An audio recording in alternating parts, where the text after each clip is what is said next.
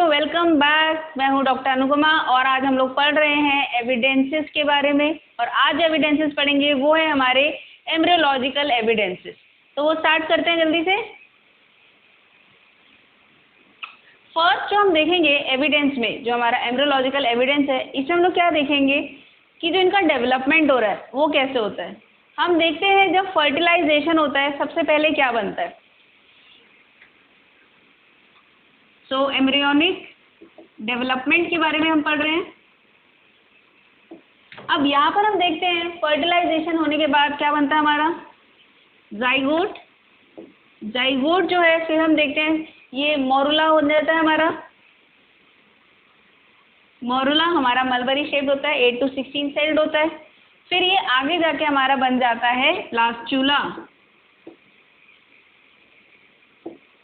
Blastula बन गया। इसके बाद आती है हमारी नेक्स्ट स्टेज जिसको हम कहते हैं गैस्ट्रुला।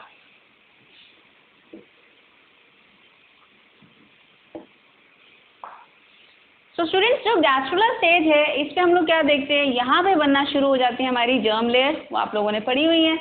अब कुछ हमारे ऑर्गेनिजम्स ऐसे होते हैं जिसमें हम देखेंगे सिर्फ 2 जर्म लेयर पाई जा रही है, और कुछ ऑर्गेनिजम्स ऐसे होते हैं जिनमें 3 जर्म लेयर पाई जाती है। उनको क्या कहते हैं जल्दी से आप मुझे बताओ कमेंट्स में, तब तक मैं यहाँ लिखती हूँ। सो गैस्ट्रुला के हिसाब से अगर कुछ हमारे ऑर्गेनिज्म कहलाते हैं डिप्लोब्लास्टिक और कुछ कहलाते हैं ट्रिप्लोब्लास्टिक। सो नाम से समझ में आ रहा है, डिप्लो मतलब 2 जर्म लेयर पाई जाती है इसमें बस, और ट्रिप्लो मतलब 3। तो हम देखेंगे यहाँ पे 3 जर्म लेयर्स प्रेजेंट। ठीक है बच्चों, तो अब देखो ये जो हमारा एम्ब्रियोनिक डेवलपमेंट है, जितने भी ऑर्गेनिजम्स बन रहे हैं उसमें हमने क्या देखा, जाइगोट के बाद मोरुला, ब्लास्टुला और गैस्ट्रुला, ये सारा जो उनका इनिशियल पार्ट है वो एकदम डेवलपमेंट एकदम सेम है। जहाँ पे जाके वो डिफरेंट हो रहे हैं वो है on the number of germ layers. कुछ हमारे जिसमें से 2 जर्म लेयर पाई जा रही है, और ये जो 2 जर्म लेयर हैं ये कौन सी है हमारी, एंडोडर्म एंड एक्टोडर्म। यहाँ पर हम देखेंगे मीजोडर्म नहीं होता, इंस्टेड मीजोग्लिया होता है, जो आगे चल के किसी भी ऑर्गन या ऑर्गन सिस्टम में डिफ्रेंशिएट नहीं करता। फिर देखते हैं हम लोग डिप्लोब्लास्टिक। यहाँ पर तीनों जर्म लेयर पाई जा रही हैं, एंडोडर्म, मीजोडर्म एंड एक्टोडर्म, और ये तीनों ही डिफ्रेंशिएट करके बन जाते हैं डिफरेंट ऑर्गन्स। ठीक है, तो सबसे पहला पॉइंट हमारा क्या हो गया, सिमिलैरिटी इन एम्ब्रियोनिक डेवलपमेंट। ठीक है, ये हमारा फर्स्ट पॉइंट था। आगे बढ़ते हैं, तो नेक्स्ट पॉइंट देखते हैं बच्चों यहाँ पे, रिजेम्बलेंस अमंग वर्टिब्रेट एम्ब्रियोज। आपको ये डायग्राम दिख रहा होगा, इसमें से बता सकते हो कि कौन सा एम्ब्रियो ह्यूमन का है, कौन सा चिक का है, कौन सा हम देखेंगे फिश का है। क्या हम देखें यहाँ पे कोई भी बता सकते हैं? तकरीबन सारे सिमिलर लग रहे हैं ना। हम नहीं बता सकते कि इनमें से कौन सा ये ह्यूमन का होगा, ये होगा, ये होगा, ये होगा। बुक पढ़ी होगी तो आप बता दोगे कि हाँ भाई लास्ट वाला ह्यूमन का है, क्योंकि हमेशा वो लास्ट में आता है। पर ऐसे हम रैंडमली कहीं पे रखे हुए हैं, अगर ये आगे पीछे कर दिया, क्या तब पहचान पाओगे? नहीं पहचान पाओगे। तो हमें यहाँ पर ये पॉइंट मिल गया कि जो वर्टिब्रेट एम्ब्रियो है वो अपना एम्ब्रियोनिक लाइफ में, या कह सकते हैं इनिशियल एम्ब्रियोनिक स्टेजेस में, वो सारे सिमिलर होते हैं।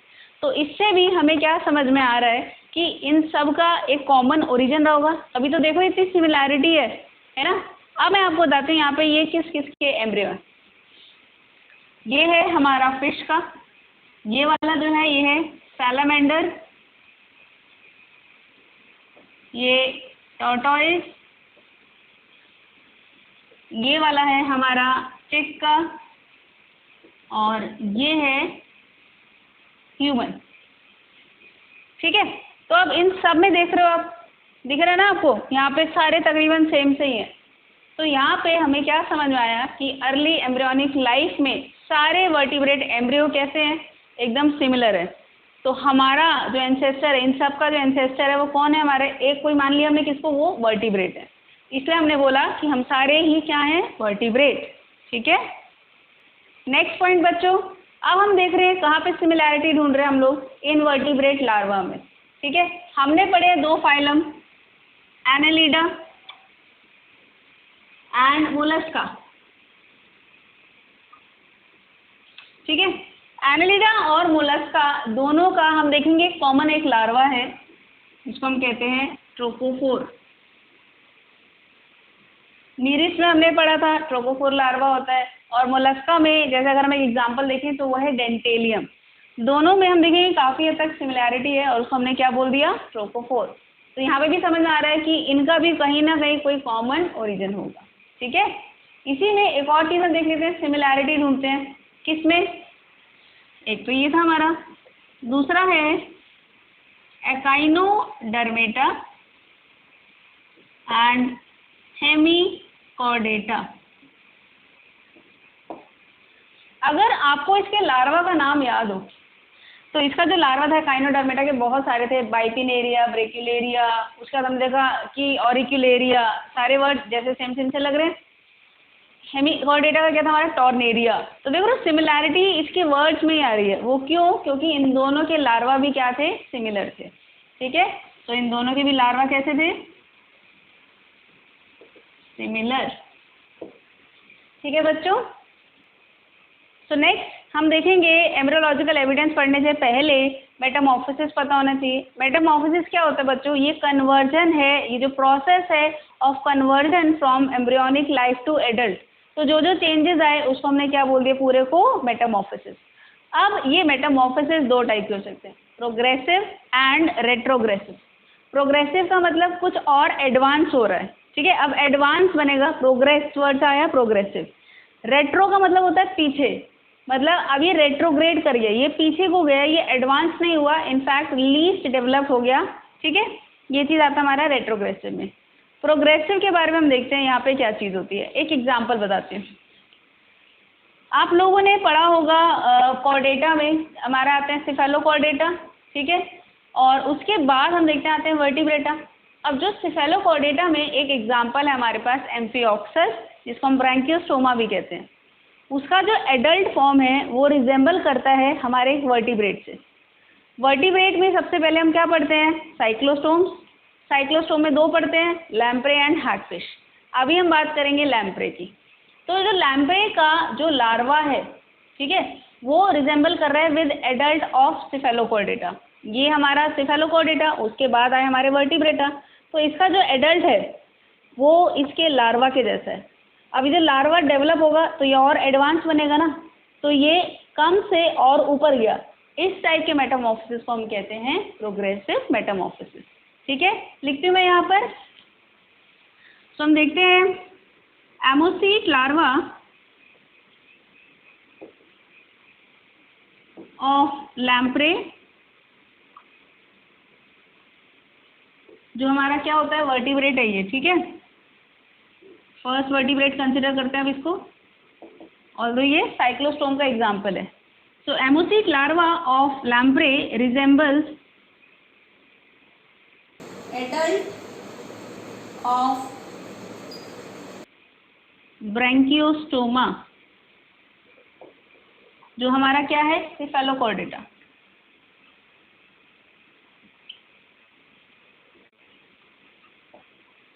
तो भाई ये तो प्रोग्रेस कर गया। अब हम देखते हैं रेट्रोग्रेसिव। रेट्रोग्रेसिव मैंने क्या बताया कि जो लार्वा है वो ज़्यादा डेवलप्ड होगा दैन दी एडल्ट। ये हम कहाँ पर देखते हैं, ये हम देखते हैं, एक एग्जांपल हमारे पास ट्यूनिकेटा। ट्यूनिकेटा, उसका दूसरा नाम क्या है, यूरोकॉर्डेटा। तो जो हमारे सबसे प्रिमिटिव कॉर्डेट्स हैं उनके अंदर हम क्या देखेंगे, रेट्रोग्रेसिव मेटामॉर्फोसिस होता है। अब वो कैसे होता है देखते हैं। जिसमें एग्जाम्पल बताती हूँ, हर्डमेनिया। जो हर्डमेनिया है ये हमारे क्या है, यूरोकॉर्डेटा।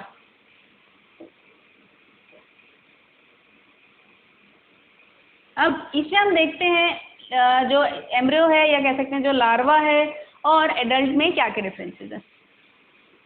तो लार्वा एंड एडल्ट,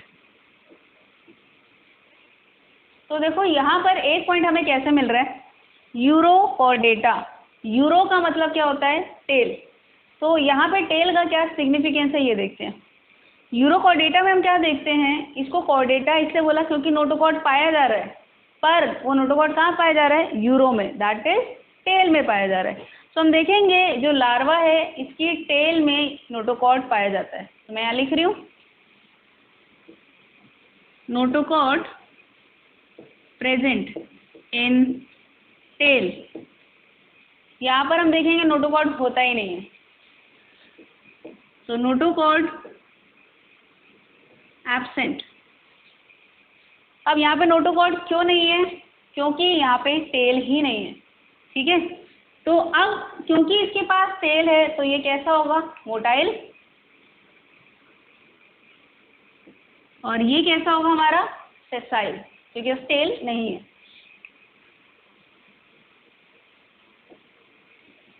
फिर हम देखते हैं नर्वस सिस्टम के बारे में। इनके पास अच्छी खासी नर्व कॉर्ड होती है, इनके पास सिर्फ क्या होता है? गैंग्लियन, ठीक है। तो नर्व कॉर्ड प्रेजेंट, और यहाँ पे हम क्या देखेंगे? Neural ganglion present. तो आप देख रहे हैं यहाँ पे कि जो लार्वा है वो ज़्यादा डेवलप्ड है दैन एडल्ट, और इसीलिए इस टाइप के मेटामॉर्फोसिस को हमने क्या बोला? Retrogressive Metamorphosis. नेक्स्ट पॉइंट देखते हैं बच्चों, ये है हमारे टेम्पररी एम्ब्रियोनिक स्ट्रक्चर। ये भी हमें कुछ ना कुछ हिंट देंगे, जैसे embryo of birds have tooth birds. हमें पता है जितनी भी मॉडर्न बर्ड्स हैं उनके पास टीथ नहीं होते हैं, पर जो एम्ब्रियो हैं उनके पास टूथ बर्ड्स पाए जा रहे हैं। इससे क्या समझ में आ रहा है कि जो बर्ड्स हैं उनका जो एंसेस्टर है उसके पास डेफिनेटली टूथ या टीथ रहे होंगे, और वो कौन था? इनसे जस्ट पहले हमारे रेप्टाइल्स। तो यहाँ से हम एक चीज़ को हम डिड्यूस कर सकते हैं, वो क्या है कि जो बर्ड्स हैं वो एक टूथेड एंसेस्टर से हम देखेंगे कि इवॉल्व होके आई है, और वो कौन है? हमारे रेप्टाइल्स, ठीक है। सेकेंड पॉइंट देखते हैं, embryo of whale has hair. हम देखते हैं जितने भी मैमल्स होते हैं उन सबके बॉडी के ऊपर क्या देखते हैं? हेयर पाए जाते हैं। व्हेल भी क्या है? हमारा एक मैमल ही है। अब देखो यहाँ पे जो हम देखेंगे, जितने जो हमारी मैच्योर या एडल्ट हमारी व्हेल है उसमें हम क्या देखेंगे? बॉडी पे कोई भी हेयर नहीं पाए जा रहे, बट एम्ब्रियो में पाए जा रहे हैं, ठीक है। अब वो क्यों पाए जा रहे हैं? क्योंकि ये भी क्या है? डिराइव किससे हुए हैं? हमारे मैमल ही तो हैं, ठीक है। ऑल्दो इनको हेयर की ज़रूरत नहीं होती, क्योंकि ये तो भाई क्या है? बॉडी के अंदर ही पाए जा रहे हैं उनकी, इसलिए। नेक्स्ट हम देखते हैं थर्ड हमारा point, tadpole possess gills and tails. अब टैडपोल आता है हमारा एम्फीबियन में। जब ये एडल्ट होते हैं, जब इनका मेटामॉर्फोसिस होता है, तो हम देखते हैं गिल्स की कोई खास जरूरत पड़ती नहीं है, क्योंकि लंग्स डेवलप हो रखे होते हैं। तो फ्रॉग में तो कहीं टेल नहीं मिल रही है, हमें पता है, एडल्ट में नहीं पाई गई। तो यहाँ से हमने एक क्या पॉइंट देखा कि जो टैडपोल है उससे पहले कौन आए थे? हमारे फिशेस। तो काफ़ी हद तक हमारा रिजेंबल कर रहा है किससे? फिश से। तो हमने ये देखा इन सब के अंदर, चाहे वो बर्ड है, चाहे व्हेल है, चाहे टैडपोल है, इनमें हम क्या देख रहे हैं कि ये अपने किसी एंसेस्टर से ही इवॉल्व हुए हैं, इसलिए उनका कोई ना कोई हम देखेंगे ट्रेट इनके अंदर पाया जा रहा है। और इसको प्रूव करने के लिए एक हमारे पास लॉ आया था, उसके बारे में मैं आपको बताती हूँ। सो बायोजेनेटिक लॉ, उसमें क्या पढ़ा था हमने? Ontogeny recapitulates phylogeny. अब इसका मतलब क्या है? ऑन्टोजेनी का मतलब होता है एम्ब्रियोनिक डेवलपमेंट। अब ये जो एम्ब्रियोनिक डेवलपमेंट है वो रिजेंबल करता है या कॉपी करता है किसको? फाइलोजेनी। और वो क्या है? हमारा एंसेस्ट्रल सीक्वेंस। तो अर्न्स्ट हीकल ने यहाँ पे क्या बताया था इस बायोजेनेटिक लॉ के हिसाब से कि जो भी एम्ब्रियोनिक डेवलपमेंट है वो कॉपी कर रहा है अपने एंसेस्टर का जो भी सीक्वेंस है पूरा उसको। अब यहाँ पे हम एक एग्जांपल लेते हैं, जैसे टैडपोल का लिया। टैडपोल का एंसेस्टर कौन है? फिश। फिश जो है वो किससे रेस्पायर कर रहे हैं? गिल्स से, ठीक है। और हम देखेंगे उसके पास टेल भी पाई जाती है, और सिमिलरली टैडपोल में भी टेल पाई जा रही है उसके एम्ब्रियोनिक टाइम में, ठीक है, जो लार्वल पीरियड है। बाद में जाके वो एडल्ट हो जा रहा है तो वो वाले कैरेक्टर क्या हो रहे हैं? खत्म हो जा रहे हैं, ठीक है। अब यहाँ तक हमने एनिमल्स के पढ़े थे, अब जरा हम प्लांट की भी एग्जाम्पल देखते हैं। प्लांट में हम देखते हैं जो प्रोटोनिमा स्टेज होती है हमारी मॉसेस में, वो हम देखेंगे रिजेंबल कर रही किसकी तरह? फिलामेंटस एल्गी की तरह। अब एल्गी क्या हमारे? थैलोफाइट्स हैं। तो हमें क्या समझ में आया कि जो ब्रायोफाइट्स हैं वो हमारे किससे इवॉल्व होकर आए हैं? थैलोफाइट्स से। इसी तरीके से एक और एग्जाम्पल मैंने यहाँ पे लिखा हुआ है। हमें ये पता है कि जो टेरिडोफाइट्स होते हैं, जो ब्रायोफाइट्स हैं, उनमें क्या पाए जाते हैं? सिलेटेड स्पर्म पाए जाते हैं। पर कुछ प्रिमिटिव जिम्नोस्पर्म्स भी होते हैं, जैसे जिंको हो गया, साइकेड्स हो गए, इनमें हम क्या देख रहे हैं? इनके पास भी पाए जाते हैं सिलिएटेड स्पर्म्स। तो इससे क्या समझ में आ रहा है? जिम्नोस्पर्म भी जो है वो किसी टेरिडोफाइट लाइक एंसेस्टर से क्या होगा? इवॉल्व हुआ होगा ना। तो ये वाली चीज़ थी हमारी किस में? हमारा बायोजेनेटिक लॉ में। यहीं से हम देखते हैं एक हमारा एक वर्ड आता है जिसका मतलब समझते हैं, वो क्या है? पेलियोजेनेसिस। तो अब ये पेलियोजेनेसिस क्या होता है देखते हैं। जो एंसेस्ट्रल ट्रेट, वही वाली चीज़ है यहाँ वाली, जो एंसेस्ट्रल ट्रेट जितने भी एम्ब्रियो के अंदर आ रहे हैं, इस सीक्वेंस को, इस प्रोसेस को हम कहते हैं पेलियोजेनेसिस। मैं लिख रही हूँ, occurrence of ancestral trait in embryo.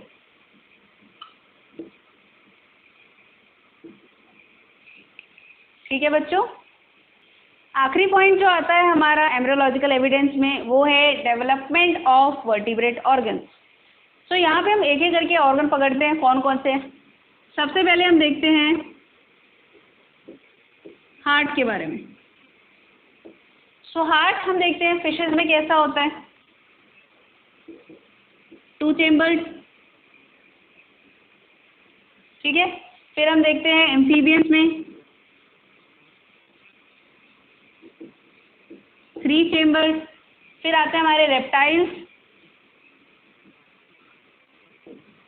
वो कैसे होते हैं, वो भी 3 चेम्बर्ड होते हैं। एक्सेप्शन है क्रोकोडाइल वाले सारी फैमिली। और देखते हैं एव्स एंड मैमल्स, उनमें कितने हैं हमारे, 4 चेम्बर्ड। तो यहाँ से हम लोग क्या हम देख सकते हैं, कंक्लूड कर सकते हैं कि जो एम्फीबियन रेप्टाइल है ये किससे हमारे इवॉल्व हुए होंगे, फिश से। और जो बर्ड्स और मैमल्स हैं जिनका 4 चेम्बर्ड हार्ट है, वो भी फिश से इवॉल्व हुए होंगे वाया एम्फीबियन एंड रेप्टाइल। ठीक है, यहीं पे हम लेते हैं नेक्स्ट ऑर्गन जो है ब्रेन।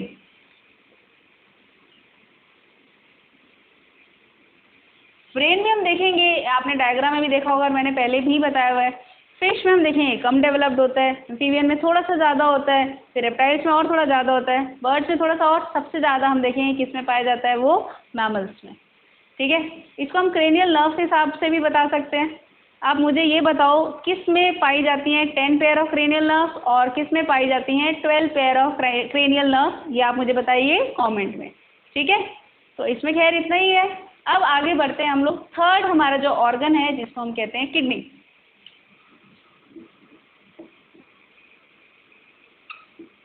किडनी आप लोगों को पता है वर्टिब्रेट्स में पाई जाती है। ये 3 टाइप की होती है, कौन कौन सी होती है,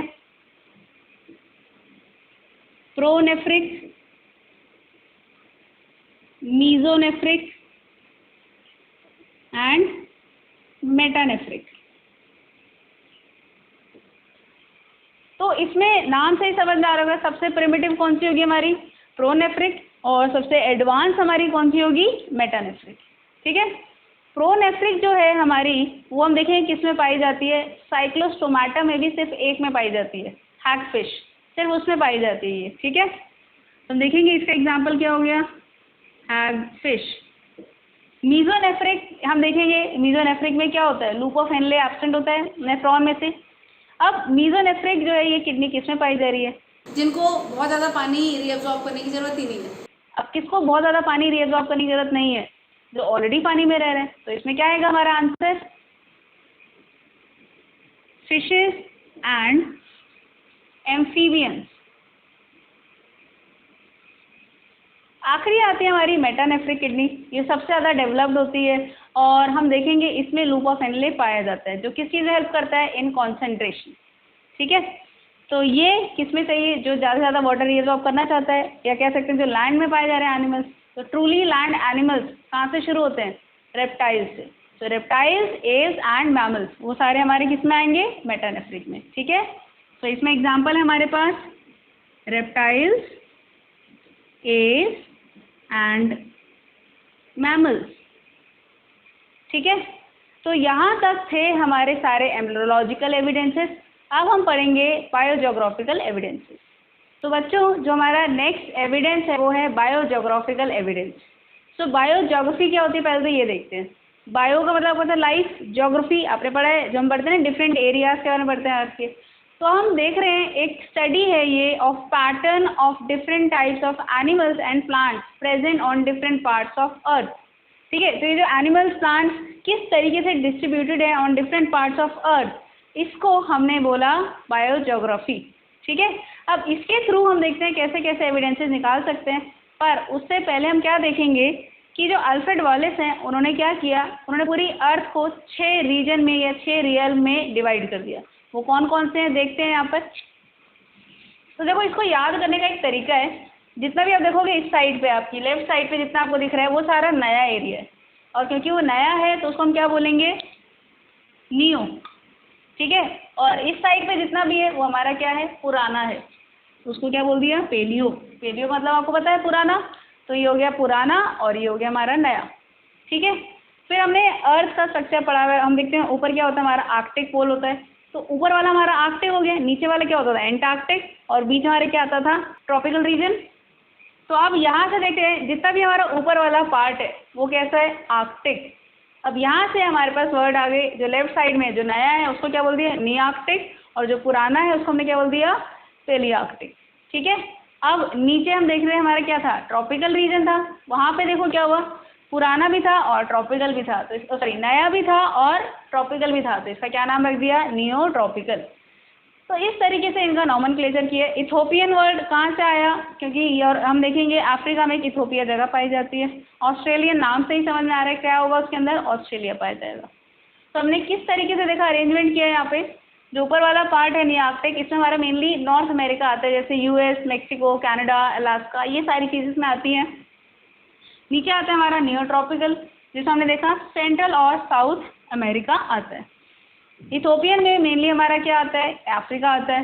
पेलियार्कटिक में हमारा पूरा यूरेशिया आता है, और कुछ part north west part of Africa भी आता है। ओरिएंटल यहाँ पर ये हमारा साउथ एशिया आता है, फिलीपींस आता है इसमें, और हमारा इंडिया जो है वो भी इसी के अंदर आता है, हम देखते हैं। फिर हम देखेंगे लास्ट है हमारा Australian, as the name suggest, इसके अंदर क्या आएगा, ऑस्ट्रेलिया। ठीक है, अब देखते हैं इसके हिसाब से हमें क्या क्या एविडेंसेस मिले। तो बच्चों, जो हमारा अर्थ है उसको मानते जब वो सिंगल पीस में था तो उसको हम बोलते थे पैंजिया। बहुत सारे ऐसे रीजन्स हुए जिसकी वजह से हमने देखा कि ये 6 रियल में डिवाइड हो गया। अब ये जब डिवाइड हुआ इससे क्या इफेक्ट पड़ा वो हम देखते हैं। एक तो क्या हुआ, कुछ एनिमल्स जो हैं जो एक साथ रहते थे, जब हम मान लेते हैं यहाँ पे शायद अर्थक्वेक आया, टेक्टोनिक प्लेट का मूवमेंट हुआ, जिसकी वजह से जो पीस ऑफ लैंड है वो अलग अलग हो गया। तो इससे जो एक जगह पे बहुत सारे टाइप के एनिमल्स रह रहे थे वो क्या हो गए, सेपरेट हो गए। तो इस टाइप के डिस्ट्रीब्यूशन को हम क्या बोलते हैं, डिसकंटिन्यूअस डिस्ट्रीब्यूशन। वो मैंने यहाँ पर लिखा हुआ है कि कॉन्टिन्यूटी में इनका डिस्ट्रीब्यूशन नहीं हुआ। अब जैसे एक हमारे पास एग्जांपल है यहाँ पे लंग फिशेस। लंग फिशेस हम देखेंगे हमारे पास 3 टाइप की पाई जा रही है, लेपिडोसायरन, प्रोटोप्टेरस एंड नियोसेरेटोडस। लेकिन ये तीनों अलग अलग जगहों में मिल रही है। सेम है, ये एक जैसी है काफ़ी हद तक, पर हम देखेंगे कि ये अलग अलग जगहों पे पाई जा रही है। सेकेंड हम देखते हैं कैमल। कैमल जो होते हैं मेनली कहाँ पाए जाते हैं, एशिया में पाए जाते हैं, पर उन्हीं के जैसे सिमिलर हम देखेंगे किसमें पाए जाते हैं, हमारे लामा कहाँ पाए जाते हैं, साउथ अमेरिका में। ठीक है, ये चीज़ ध्यान रहेगा आपको, याद रखना। आपको इनके आरबीसी भी सेम से होते हैं, वो क्या सिमिलैरिटी होती है मुझे कमेंट में बताओ। नेक्स्ट हम देखते हैं एलिगेटर।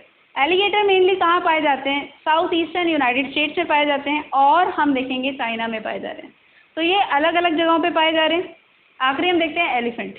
एलिफेंट हमने देखा है यहाँ पे भी पाया जाता है, आपने देखा है एशिया में, और अफ्रीका में भी पाए जाते हैं। थोड़े से दिखने में डिफरेंट होते हैं, पर हम देखेंगे यही सेम क्लाइमेटिक कंडीशन ब्राज़ील में भी है, पर वहाँ पर नहीं पाए जा रहे हैं। क्यों, क्योंकि एक डिसकंटिन्यूअस डिस्ट्रीब्यूशन हो गया। एक चीज़ तो ये हो गई। दूसरा क्या हुआ, कोई एनिमल जिस जगह पे पाया जा रहा है वो सिर्फ वहीं के लिए लिमिटेड हो गया, वो और कहीं जा ही नहीं पाया। अब जैसे हम यहाँ पे देखते हैं एग्जाम्पल हमारा क्या है, एग लेइंग मैमल्स। ठीक है, एग लेइंग मैमल्स हमारे आपको पता ही है, प्लैटिपस हो गया, किडना हो गया, ये कहाँ पाए जाते हैं, मेनली ऑस्ट्रेलिया में पाए जाते हैं, सिर्फ वहीं पाए जा रहे हैं। इसलिए इस टाइप के डिस्ट्रीब्यूशन को हम क्या बोलेंगे, रिस्ट्रिक्टेड डिस्ट्रीब्यूशन। सेकेंड आता है हमारे पास पाउच मैमल्स, वही हमें पता है जिनके पास मार्सूपियल पाउच होता है। तो मार्सूपियल्स भी हमारे कहाँ पाए जाते हैं, ऑस्ट्रेलिया में ही पाए जाते हैं। ठीक है, फिर हम देखते हैं जो डबल कोकोनट है वो हम देखेंगे सिर्फ और सिर्फ कहाँ मिलता है, हमारा सीशेल आइलैंड में मिलते हैं, और कहीं पे भी नहीं मिलते। तो क्या हो गया, ये रिस्ट्रिक्टेड डिस्ट्रीब्यूशन हो गया। आखिरी हम देखेंगे यहाँ पे क्या है, डार्विन फिंचेस। तो हम देखेंगे वो एक जगह पे थी, अपना फीडिंग हैबिट्स के हिसाब से हमने देखा उनके अंदर चेंजेस आ गए, कुछ कुछ फीडिंग हैबिट्स के हिसाब से आ गए, या बीक का उनका चेंज हो गया, पर वो सारे कॉमन एंसेस्टर से ही इवॉल्व हुई थी। ठीक है बच्चों, तो ये था हमारा बायोजियोग्राफिकल एविडेंसेस के बारे में। आज का लेक्चर यहीं वाइंड अप करते हैं, बारी है हमारे क्वेश्चंस की। फर्स्ट क्वेश्चन देखते हैं, India belongs to which region? ये चारों में से कौन से रीजन में हम देख रहे थे इंडिया पाया गया था? Next question, the presence of gill slits in embryo of all vertebrate supports, इसमें से कौन सी थ्योरी या लॉ को सपोर्ट करता है ये वाली चीज़? ये बताओ जल्दी से मुझे आप कमेंट्स में। और अगर मेरी वीडियो अच्छी लगी है इसको जल्दी से लाइक करो और मेरे चैनल को सब्सक्राइब करो। Thank you.